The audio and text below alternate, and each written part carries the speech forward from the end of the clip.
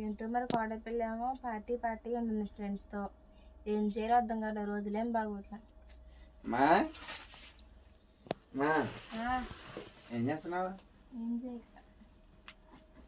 సరే కూర్చో, సరే కూర్చో. పర్లేదు ఇప్పుడు.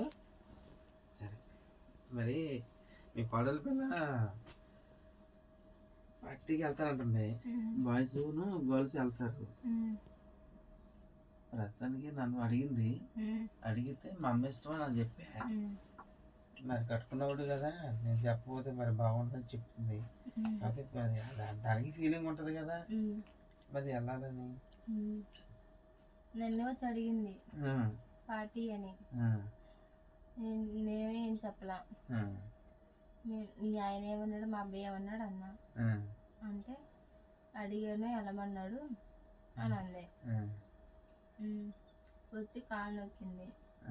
ఏంటంటే మరి కొత్తగా అంటే ఇప్పుడు మనం ఒప్పుకోవాలి కదా పార్టీకి వెళ్తా అంటే. ఒప్పుకోకపోతే ఏడ్చిద్ది ఎందుకు. అందుకే పాలు పట్టిందంటావా?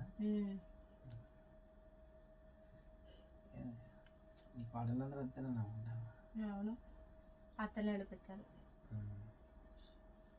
అంటే ఫీల్ అవుతారు. అట్టుపడి చనిపోయిందిరా, అట్టు కూర్చున్నా కూడా అర్థం చూసుకోవాలా. అడుగు నొప్పి వచ్చేస్తుంది, నేను లేకపోతున్నా. మరి వంట చేయాలి, మళ్ళీ మళ్ళీ అదే బర్త్డే చేయాలి 9వ తారీఖున. నేను అన్న షాపింగ్కి వెళ్ళాలి కదా, క్యాన్సిల్ చేసేద్దామా అని అన్నా.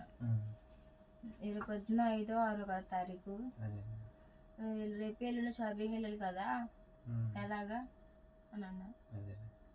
సాయంత్రం అన్నమాట షాపింగ్కి అని అంది. కేర్లెస్గా చెప్పిందా, నార్మల్గా చెప్పిందా? నార్మల్గా.